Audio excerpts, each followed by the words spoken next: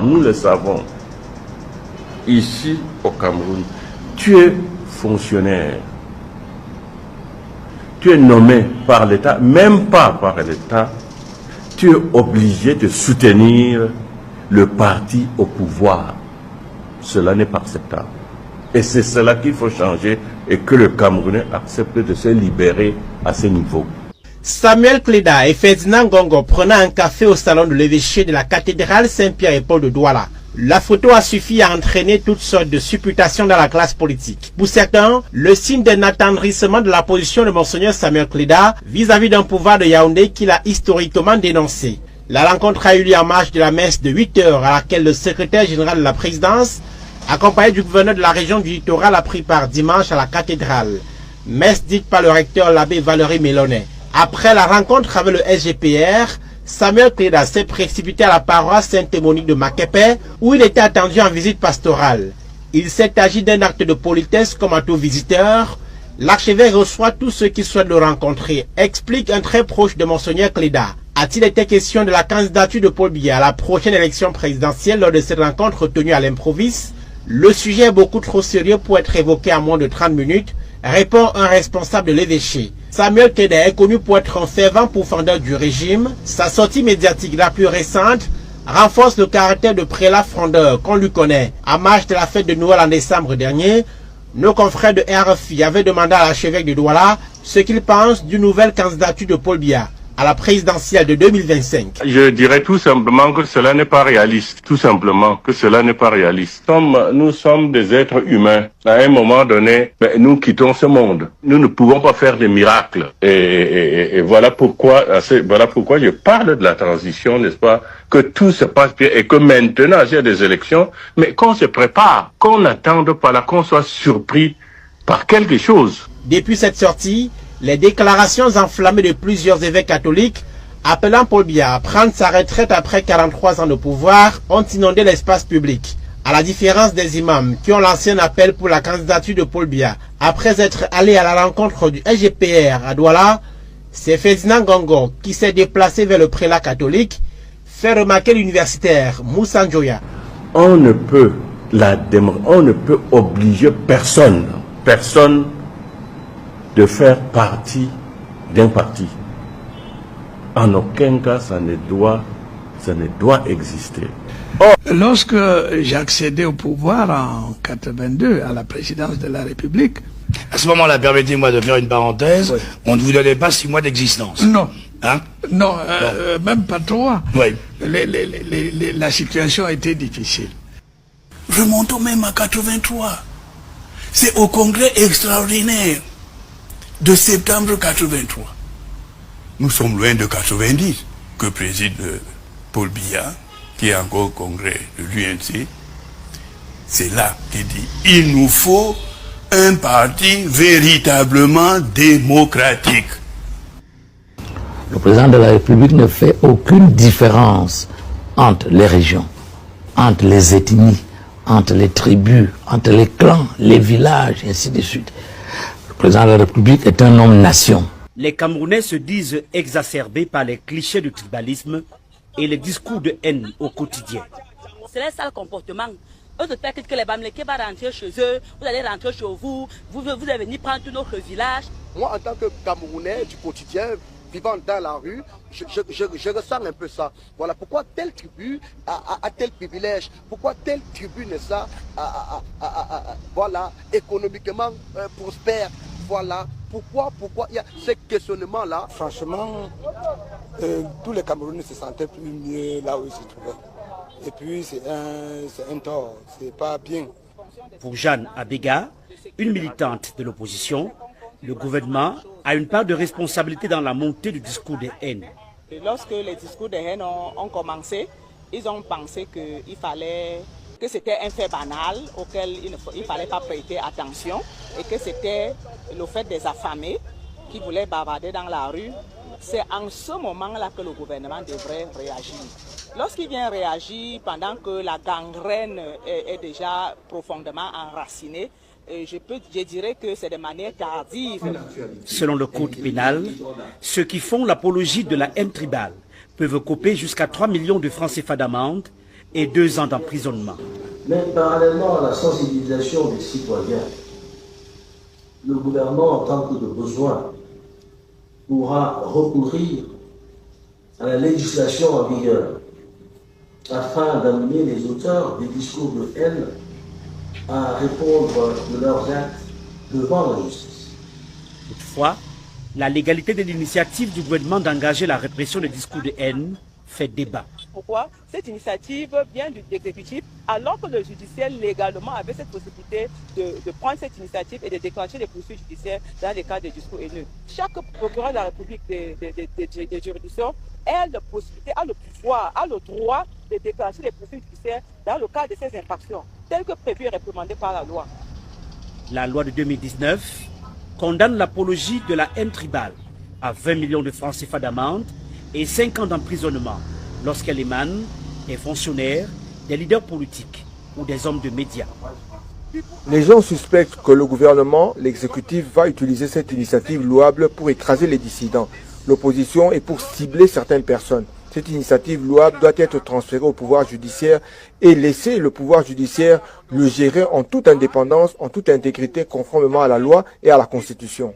Frère, je dors la nuit, je vois seulement l'eau qui tape le bas de matelas, poum, poum, poum, poum. Je me lève, vous sortir, même ça peut même enterrer, même avec la tête. Ça ne va pas. Ça ne va pas. On dort quand on grimpe même sur les lattes en haut, là, en haut du plafond avant de dormir. La capitale économique du Cameroun, les coupures intempestives d'électricité sont devenues une véritable épreuve quotidienne pour les habitants comme pour les entreprises. Entre pertes financières, baisse de productivité et inconfort domestique, la situation semble hors de contrôle, tandis que les factures d'électricité continuent d'arriver sans refléter la piètre qualité du service rendu. Là, c'est pas très facile, la chaleur déjà, et ça favorise vraiment, franchement pas l'épanouissement au travail. Dans un contexte où la compétitivité économique est essentielle, l'instabilité énergétique représente un sérieux frein pour les entreprises. C'est quand même exagéré, c'est de trop. Nous arrivons le matin, on ouvre, on a au trou pour 30 minutes. Quand il n'y a pas d'électricité, je ne vends pas, le marché est mort. Comme tu vois ici, là, tout le monde, là, il faut l'énergie pour vendre. Les usines tournent au ralenti. Les PME peinent à honorer leurs commandes et les commerces voient leur équipement frigorifique tomber en panne à répétition. Pour pallier ces coupures, de nombreuses structures ont investi dans des groupes électrogènes. Une solution coûteuse en carburant et en maintenance. C'est le cas de cette ONG. Une organisation comme la nôtre travaille beaucoup avec l'énergie puisque nous devons être connectés à la limite 24 heures sur 24. À Douala, le secteur des services n'est pas en reste. Les banques, les cybercafés, les cabinets médicaux et même les administrations doivent composer avec des coupures qui désorganisent leur activité. Un problème fondamental qui pourrait constituer, s'il n'y a pas de solution, n'est-ce pas, une cause de crise sociale grave dans notre pays. Pire encore, malgré ces désagréments répétés, les factures d'électricité sont régulièrement émises, parfois avec des montants exorbitants, ne reflétant pas la consommation réelle. Ici, derrière nous, le bruit assourdissant d'un groupe électrogène, un rythme auquel sont désormais soumises les entreprises dans la ville de Douala. Voici pour beaucoup l'une des plus grosses arnaques de la République, la société de distribution et de commercialisation de l'énergie électrique. On lui a déjà donné tous les noms de la honte. Et néant, et néo-nul, et néo-noir. Pour davantage se moquer de la République, son ministre de tutelle vient de nous dire qu'il prépare un plan de riposte pour la fin de ce mois de mars. Riposte contre qui ou contre quoi? En filigrane, Gaston Elundu Somba nous dit que les Camerounais n'auront pas le courant jusqu'à la fin de ce mois. Un véritable aveu d'échec et d'incompétence totale d'un ministère de l'eau et de l'énergie devenu ministère des rigolos et de l'inertie, qui a pourtant le 6e plus gros budget du gouvernement. La seule question qu'on lui pose, un gros budget pour en faire quoi? Pour rester tout le temps dans le noir. Alors que les populations, quant à elles, continuent de vivre comme des primates. L'insalubrité inquiète dans la ville de Douala. Le quartier Aqua, où poussent des malls et centres commerciaux, est devenu une toilette publique, où des individus sans foi ni loi défèquent à l'air libre, sans être inquiétés. La honte de mon pays parce que les touristes qui vont venir, ils vont dire quoi? Le Cameroun, c'est vraiment un pays sale, surtout Douala particulièrement, très sale. Je me sens tellement honteuse. Vraiment, c'est regrettable parce que le parking ici est payant malheureusement. Donc, vous devez savoir qu'on paye ce parking. Et on paye ce parking qui n'est pas entretenu, qui est devenu une toilette publique. Chaque fois, nous, on arrive ici, au moment de garer, on se rend compte qu'il y a même des personnes qui sont en train de se mettre à l'aise devant nous. Donc vous voyez un peu ce spectacle. Malgré les campagnes d'hygiène et de salubrité initiées par les pouvoirs publics, ces comportements persistent et dégradent l'environnement. On ne doit pas baisser des caca de n'importe où. C'est pas correct. C'est pas correct. Parce que les déchets toxiques, ça nous met très mal à l'aise. Si tu es le voisin ou un habitant à côté, ça met très mal à l'aise. Alors, on devait trouver toujours des moyens comment on peut les enlever. Il faut toujours être à côté des gens qui chose ou des gens qui n'ont pas pouvoir comprendre certaines choses. L'état physique de cette canalisation située près du quartier administratif montre qu'il sera bientôt envahi par ces comportements malsains. Dans cette atmosphère polluée, la population est de plus en plus exposée aux infections de tout ordre. C'est un problème de mentalité d'abord des personnes que nous sommes, des citoyens. La mairie devait créer des bacs, les toilettes publiques un peu de partout, les bacs déportables. Il faut juste qu'on mette des punitions, vous voyez un peu. Déjà, on sait que non, quand si c'est que tu jettes le papier au sol, il y a une sanction pour ça. Pour telle chose, il doit y avoir une sanction. C'est au moins ça, parce que lorsqu'on sensibilise, ça ne sert plus à rien. Certains voient les plaques où on a sensibilisé, mais ils se permettent quand même de faire ce qu'il ne faut pas. Moi, je pense qu'il faut mettre plutôt des cautions. Les années passent, la population augmente et la gestion des excréments devient plus complexe dans la cité économique, particulièrement dans cette zone commerciale. L'installation des toilettes dans les coins de la ville contribuerait à enrayer ce phénomène qui pourrait être un frein à l'expansion économique de la cité. Yaoundé vit au rythme des délestages depuis quelques mois. Les populations qui vivent cette situation difficile essayent de trouver des alternatives, chacun à son niveau. J'utilise les verres, les lampes chinoises. C'est ça que moi j'utilise à la maison. Je fais l'effort de souvent charger, quand on coupe, j'allume. Il y a les gens qui utilisent les groupes électrogènes comme les boutiquiers par exemple. Et nous les personnels aussi, on utilise nos téléphones. Avec le temps, on a constaté qu'il y avait des lampes rechargeables et puis on s'est adapté.